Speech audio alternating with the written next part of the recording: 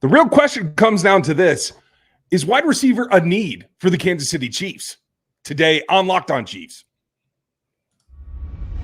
From the land of the free and the home of the Chiefs, this is the Locked On Chiefs podcast. Welcome back, everybody. Another week of the offseason, and we have to get down to the bottom of one question that just won't go away at this point.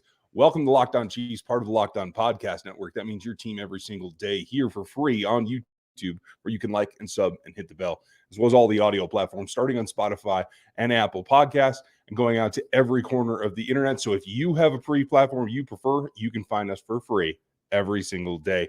Welcome in. You can get more information on the text line at 816-357-8781.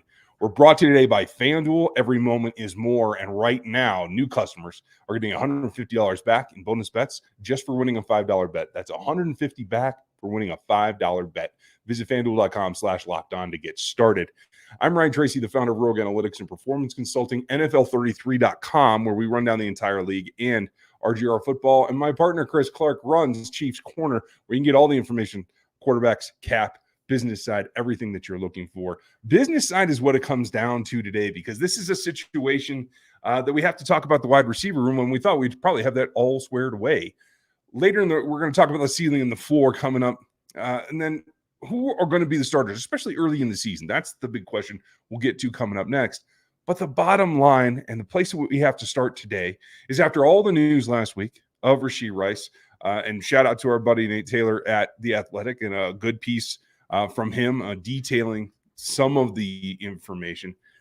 I thought this was a done deal. I thought the Chiefs were pretty set, and at this point, they didn't need another wide receiver. But in light of everything with Rashee Rice and the question of availability, I think now is at least doubled or expanded about what the possible ramifications are. This brings us back to the question, is there enough in the wide receiver room to get you through at least half of the season? How do you feel about it?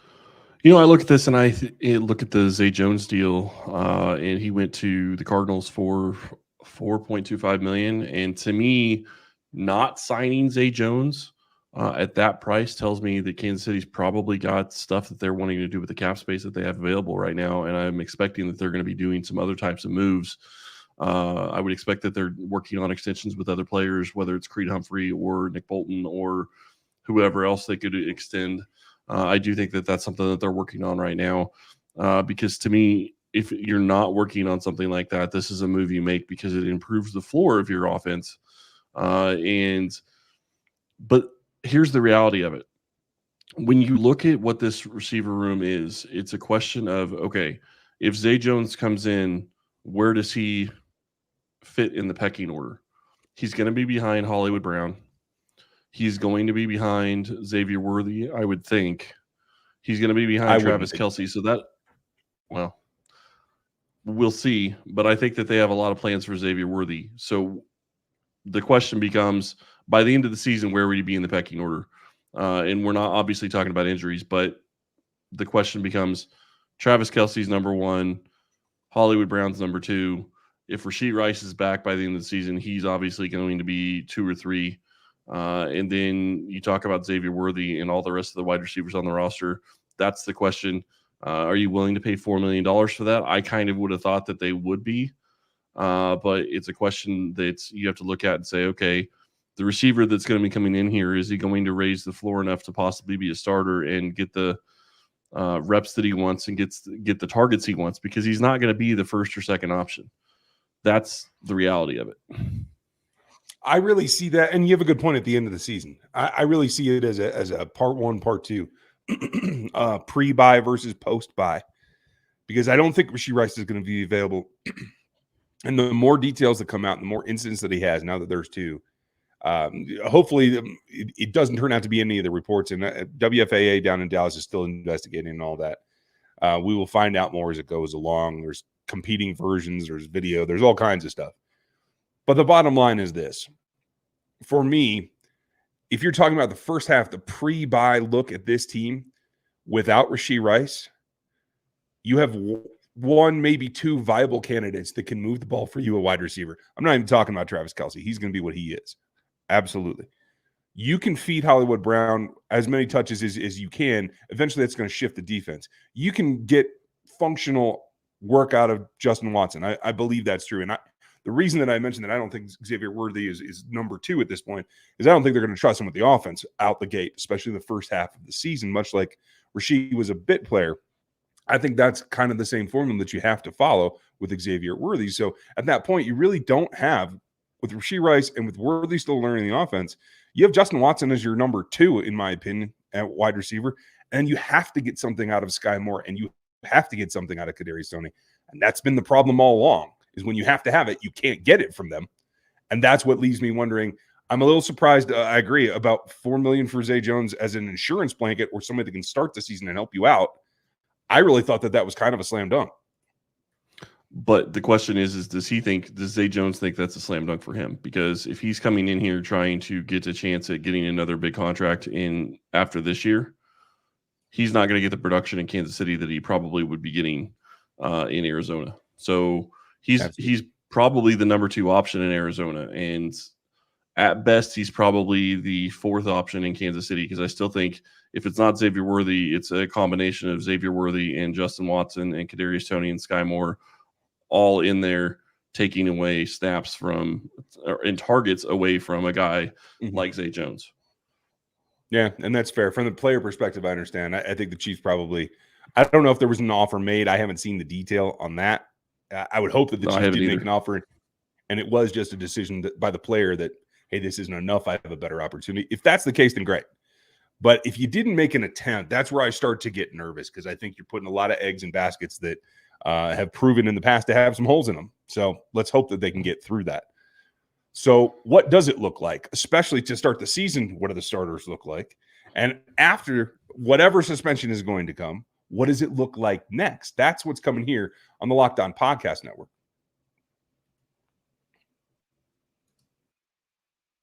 Passion, drive, and patience. The formula for winning championships is also what keeps your ride or die alive. eBay Motors has everything you need to maintain your vehicle and level it up to peak performance. From superchargers, roof racks, exhaust kits, LED lights, and much, much more. Whether you're into speed, power, or style, eBay Motors has you covered. With over 122 million parts for your number 1 ride or die, you'll always find exactly what you're looking for. And with eBay Guaranteed Fit, your part is guaranteed to fit your ride every time or your money back. Because with eBay Motors, you're burning rubber, not cash. With all the parts you need at the prices you want, it's easy to make your car the MVP and bring home huge wins. Keep your ride or die alive at ebaymotors.com. Eligible items only. Exclusions apply. eBay Guaranteed Fit only available to U.S. customers.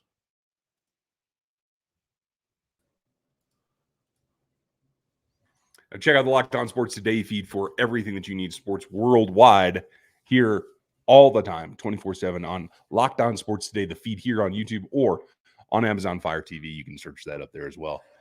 Now, after you take whatever the issue is, whatever the suspension is, whatever it works out to be, and I hope that Rasheed Rice is leaving the Dallas area, because nothing good happens in Dallas at this point for Rasheed Rice.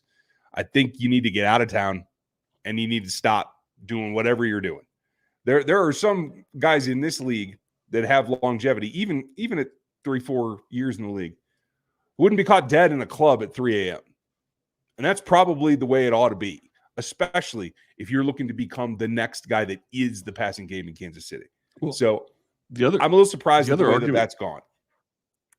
I am too, but the other argument you can make is move in with Mahomes in the Dallas-Kansas City area and live with him for the next couple of weeks and run OTAs with him, because I think that's exactly what they're going to be doing over the next couple of weeks. Is they're going to be in the Dallas area, probably doing OTAs and working out, and you'll see the wide receivers and the tight ends there getting some work in with Mahomes, and that becomes your lifestyle. Is you are with your team captain, you are with your leader, and you learn from him in everyday life, not just on the football field. So I agree with you. I think that that's something he needs to do. When you start looking at the starters of this group, though,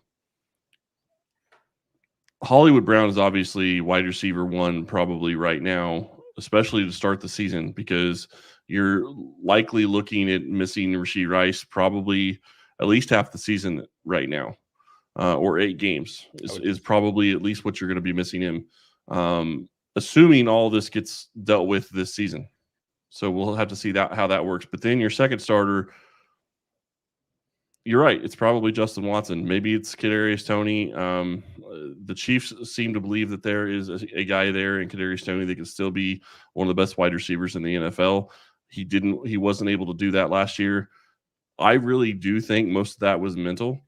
It's not a skill set issue. Obviously, yeah, there's hands issues, but I think that some of his drops were mental drops versus him not being able to catch it all. So I do think that if he can get that figured out, that changes what the floor of this offense can be, which we'll talk about a little bit more in the next segment. But right now, your first three starters are probably going to be Justin Watson, Kadarius Toney, and Hollywood Brown, with Xavier Worthy being a close third in there somewhere. Yeah, and I think for the sake of Xavier Worthy and his development, I hope that they can take it a little bit slow during the first half of the season, likely without Rasheed. That puts pressure on him. So then the question becomes, you get to game 6, you get to game 8, you start letting him have some starts. Does he know the offense enough? I think that's about the question mark. And if it is only an 8-game suspension, which I'm not sure about at this point, then what happens? If you've peppered Xavier in and he's starting to get to the point where he can start and then Rasheed comes back, there's going to be a transition period. There's going to be a get in shape kind of period. But still, I think what it leaves you with is, once again, not just because they have trust in Justin Watson, but out of necessity here, Justin Watson's going to play a lot of snaps for this team. He's going to be a starter for the majority of the season, is the way that I see it right now. He could, and I would also argue that maybe Kansas City comes out and says, okay, well, we understand he's not going to be able to do much the start of the season, but maybe they come out and they play Xavier Worthy a lot in the start, and they just let him get 30, 40 snaps a game and try to get him acclimated to the NFL game as quickly as they possibly can, because the reality is, in what Kansas City has shown over the past several seasons, is it doesn't matter what you're doing early on in the season. As long as you stack enough wins to get into the playoffs, you're going to be a team that can go through and win and play in the Super Bowl and win the Super Bowl. So to me, it's a question of how do they want to attack the season? And we're going to find out a lot on Wednesday evening, and we'll have a show for you Thursday talking about the schedule and how this is going to play out, because that's also going to dictate how things go for the Chiefs. If they go into a situation where maybe a lot of the earlier part of the season is easier than the end of the season, it makes a lot of sense to get Xavier Worthy as many snaps as you can. And maybe it's not as, a quote unquote starter where he's playing 60% of the snaps or better. It's, he's getting 30 or 40 snaps a game and he's doing different things on the field. He's being a gadget guy to get him involved in the offense and to get him a feel for the NFL before he rises to a position where he could be an actual starter by year end. You got to hope that that's the progression. It's going to come down to, what does the offense look like? And for me, it comes down to the fact that you have some overlap between Xavier Worthy and Hollywood Brown. You're going to have to get someone to diversify what the best part of their game is. If you don't have the big-bodied option or, a little bit of variety from the slot in Sky Moore and Kadarius Toney, it's about adaptation. And right now, asking a rookie to learn the offense, do what he does best, and then adapt as well on limited snaps makes it difficult. So I'm really interested to see how the Chiefs go about this and whether they do find, maybe, if it's not Zay Jones, hey, kudos to him to get in the contract that he wanted in a spot that he liked. I thought that was a done deal. Is there anyone else out there that maybe they could squeeze in? I'm not terribly enthused about the free agent market. Maybe the Chiefs are, or maybe they're just going to ride with it and they're going to give Justin Ross another shot. Maybe there's somebody else that can squeeze on within the depth chart that they already have to give them some meaningful snaps. Do you see anybody out there? Here's who's out there right now. Looks like Michael Thomas, MBS, and Mecole Hardman are basically, and Hunter Renfrow. So, you could go that direction if you wanted to. Randall Cobb's out there, but he's not going to do much for you. So I think that those are your best options. Nobody that you're really going to think that could come in and really do a lot for this team. But there's options out there if you really wanted. Michael Thomas is an option. Is he going to be the Michael Thomas that he was in New Orleans? No. but he is a player that would command some respect on the field, and he can do things very well. He's very good at running routes. He's very good at using his body to catch the ball and keep the defenders off being able to attack the ball. So there are things that he would be able to do well, but it's not the typical type of wide receiver that Kansas City's had in their offense either. So is that something that they really want to look at? And I think you mentioned a guy like Sky Moore, you mentioned a guy like Kadarius Toney, and maybe they are going to be the slot guys for Kansas City this year. We'll see how that turns out. One of those guys is likely to get some snaps, maybe more than we expect. We'll just have to see how that ends up. But the other question is, when you start looking at the depth that they had last year, Justin Ross is in a situation where if he doesn't produce during training camp and he doesn't show that he can actually be a part of this offense, he may not make the roster at this point. Yeah, that's a fair point. And so, what is the worst case scenario? What is the best ceiling for this wide receiver group? We're going to get to that coming up next on the Locked On Podcast Network.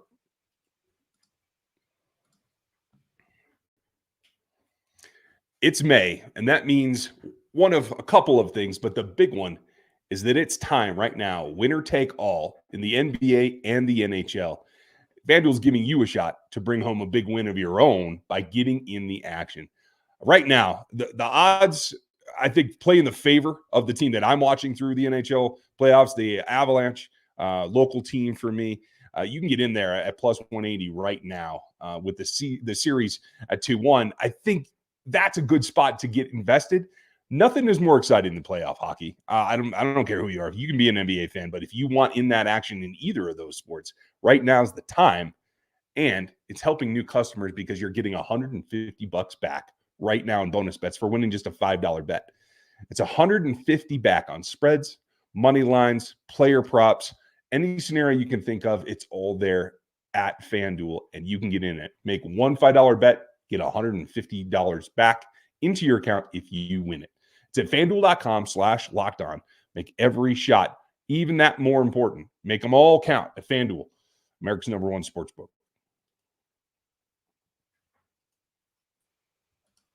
The best way to make it all count is making sure that you're on our Locked On Sports Today stream and on our national channel here, because we're going to cover all the sports all the time, 24/7. Whenever you have time, you can get the information that you're looking for over here on the YouTube platform, Locked On Sports Today, as well as Amazon Fire TV. Now, the two scenarios that we diverge here are, I think, always going to be related to Rashee Rice. So let's start here. The ceiling for this team, the best case scenario is Rashee Rice gets less than 8-game suspension, is able to walk back into the roster, and we've seen some modest acceleration and understanding from Xavier Worthy, where you end up with your feature 3 as your starters, say week 9, in Xavier Worthy, Hollywood Brown, and Rashee Rice. That's about the best case scenario that I can come up with right now. Am I being too doomsday? Or maybe a little bit. I think that, honestly, the best case scenario in my mind is that this gets moved to 2025 and Rashee Rice is playing this year in full. And whether or not that's actually possible, I'm not sure. It's a big question as to how long that this is going to drag on for the first offense for Rashee Rice. It's not really about the second one at this point. I mean, that's also going to cause him some potential lost games, and maybe that cost him 2 or 3 games. We'll see. But it's a question of, if they're looking to punish him, are they going to have enough information to actually make a punishment based on the first incident by the time that the season starts? Because if they don't, then I don't know that he misses that many games this year. Then maybe he plays in 2024 or most of the time in 2024, because maybe they suspend him for the second incident 2 or 3 games, or maybe 4 games, and then he gets another suspension in 2025. So I get where you're coming from, and I think you're probably closer to right if they have the information. But that's the question: is it going to be wrapped up in time? And with everything that went on and with everything that's going on with it, it's hard to know whether or not they're going to have that. Okay, so you're absolutely right. There could be delays that keep him on the field for 2024. There could be, which would help them. Anything else could happen where he could not be on the field at all in 2024. It's that wide open. Sure. So in that case, if you have him, and nothing's been decided, and he's just going to play the season under this cloud. I think that diminishes his impact a little bit. I don't know him well enough to say that he can power through that and mentally be 100% available and able to perform at his peak. But let's say you get 90% of Rashee Rice in his evolution towards the next step. You get Hollywood Brown, probably the maximum, probably nearing the peak of what his career is going to be as he starts to get a little bit older. And then you have the phenom that's coming up. If all that happens, and assuming that Travis Kelce doesn't hyperextend his knee week 1 again, and Travis is back to his normal self, and I do think he was degraded a little bit all through last season. The ceiling there is a high-flying impact offense that Patrick Mahomes can get 5,050 again. That's what I see if that all aligns. If it all aligns, I'm not so sure he's not going to be closer to 5,500 and 55 touchdowns. I mean, you're at that point, you're talking about having Travis Kelce out there as still your number one. And even if he's 90% of what he was 3 years ago, which is about what I would expect him to be, don't get me wrong, he's lost a step. But last season, he had lost 2 or 3 steps because of the injury. So that is going to make a difference into how much he's going to be able to do this year versus last year, as long as he's able to stay healthy. That's a huge gain. And I think that he still goes over 1,000 yards, probably over 1,300 yards. You start looking at Hollywood Brown, I think he's easily a 1,000-yard receiver in this offense if used correctly. And then you look at Rashee Rice, if he plays the whole season or 75% or better of the season, he's probably another 8 or 900 yards type guy in this offense.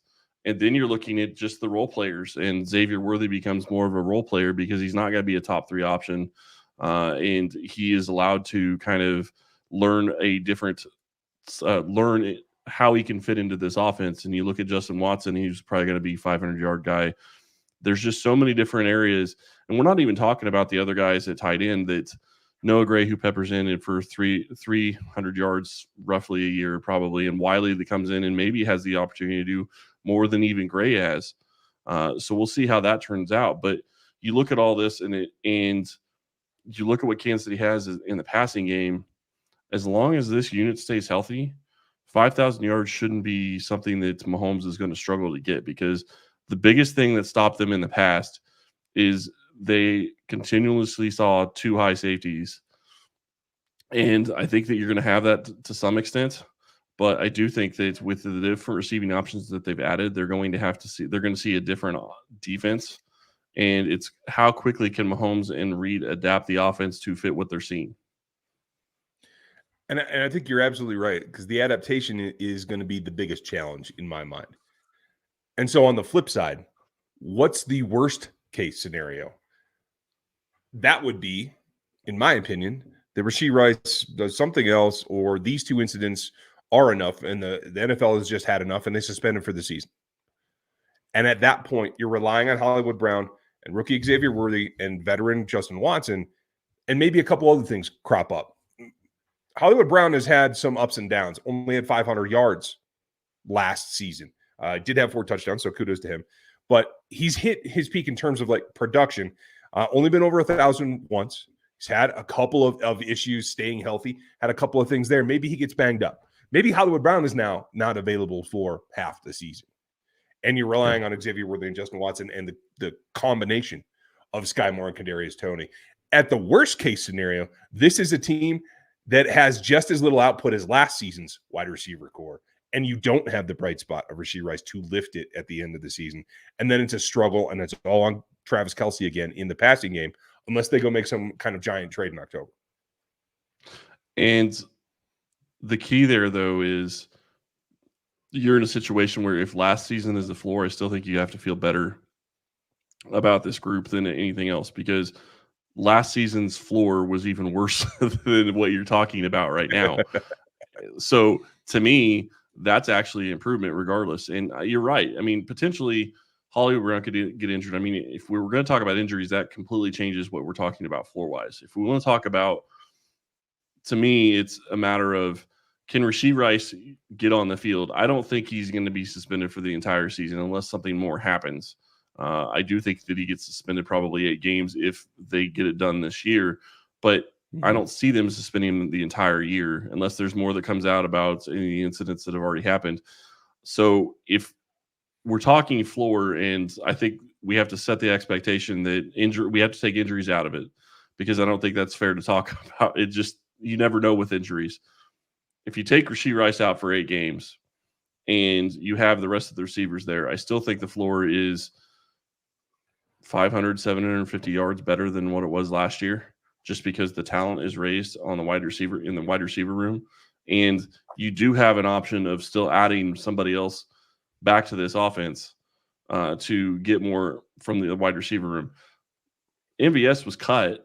I'm not saying that they couldn't make a move and bring him back at a cheap veteran deal. I wouldn't love it, but he knows the offense. He can play multiple positions. He could raise the floor just a little bit and give you somebody else out there that could at least play if something happened to, Hollywood Brown or to Xavier Worthy or Travis Kelce even. So I think that there's different options out there. Again, I talked to Michael Thomas. I would not be opposed to seeing Hunter Renfrow in Kansas City on the right contract, because I do think that there's options there. Yeah, it would be an interesting underneath option to play against the over the top of Hollywood and Xavier Worthy. I think the only question you get into is, do you feel that you can get meaningful snaps, routes, and receptions out of Sky Moore and Kadarius Toney on the outside then? Because there's just not enough snaps to go in 11 personnel inside. I think the guy in that scenario, in the worst case scenario, the guy that might reap the benefits or might be the guy that helps them recover is Wiley, because we've seen them shift to 12 and 13 personnel and run double tight ends more when they can. Wiley's more of a vertical threat, I feel, than Noah Gray is. And if you have to go to 13, Noah's reliable, and we've seen him make some big plays in spot action. I think Wiley's more of a down in opposite target to Travis that can get that pass game a little bit of momentum underneath. Will it be a grind? Will it be flashy? No. But it could keep it running. And you make a good point, is if Rashee Rice doesn't play, that changes what they're probably going to want to do on offense. And there's 2 different things there. One, Hunter Renfrow, I think, gives me maybe a higher ceiling to an extent over Sky Moore and Kadarius Toney in the slot. And I get what you're saying about it doesn't really give them much that they could do on this roster. And maybe they're not on this roster at that point. Maybe one of them doesn't make this roster at that point if you go that direction. I think he raises the floor at that position a little bit. I'm not going to say it's a great deal, but we'll see. But the other side of it is Kansas City has loved their 1 and 2 tight end sets. Maybe if Rice isn't playing a ton, maybe they go to a ton of 3 tight end sets and use Wiley and Gray and Kelce, and they run a different type of offense this year and try to attack that way. Because Wiley is going to give the ability to run a little bit more out of that 3 tight end set and give you the option of passing as well. He's more of a Blake Bell type in regards of blocking versus, a guy like Irv Smith would be. So to me, that gives you the threat of running the ball more versus just straight out passing out of every 3 tight end set. So, I do think that there is a possibility that they shift what they're going to do depending on what they find out on Rice, but they're going to have a pretty good idea of what they're going to do headed into training camp, which will be the end of July. Yeah, it's going to be touchy. And then we're back to a scenario like we were last season where the defense has to be on despite no L'Jarius Sneed. You have to be able to get after the passer, and you have to be able to run the ball as well as run the play action. Because if that's the case, passing windows are getting tight. It's tight areas. Wiley's going to have to be comfortable with that. I think he's all right there. That's not my favorite aspect of his game, but for another rookie that's got to come in and learn the offense, he's used to having a little bit more space at the college game. Now it's going to be tighter, and he's going to get a lot of attention. So it is going to be pick your way through on what is, once again, maybe a theme. When it's all said and done and the dynasty's over and there's 8 Super Bowl rings here or whatever it's going to be, there's also going to be that asterisk that said, but they constantly dealt with wide receiver issues. And that seems to be just another. Yeah, and I think the interesting thing, just another thing that they're dealing with is the wide receiver issues. But you said something that's really important. Wiley is going to see more compact space, but the biggest thing for that is he's not going to be the number 1 guy at that position. So I do think that he'll see compact space, but he's not going to be seeing the top safety or the top corner or, however they're going to try to guard him. It's going to be the second, third string type guy that's going to go against Wiley, which I think he's going to be able to beat, because you're still going to have Travis Kelce and Noah Gray on the field. So he's not going to be the first option at that time, at that position, generally speaking. Not going to say that's never going to be the case, because it would be great if they could use Wiley as the number one option on some of these routes, just because it gives them the option and variability in the offense, and then you never know where the ball's going to go. I think that's going to be the biggest question mark, but it all comes back to what happens with the wide receiver. We will keep an eye on it all offseason, as you guys will as well. OTAs coming next. Maybe we'll get a glimpse of what they're trying to expose the rookies to, as well as fitting into more of a passing camp offense. Make sure you stick it here. We're here 5 days a week, all offseason, all year, every day, all the time. Tomorrow, you're going to get a bonus episode with the Athletics' Nick Baumgartner joining me. I hope that you'll dig that, because a little bit removed from the draft, we got to look at team building, etc. It's a fun conversation. I hope you'll join us there for a bonus. Make sure you like, sub, and hit the bell here on YouTube, and check out the rest of the podcast network, as well as Locked On Sports Today. We appreciate you joining us today, being one of our subscribers. You everydayers, we love you guys, and thank you for being with us. Have a great day today, and we'll talk to you tomorrow.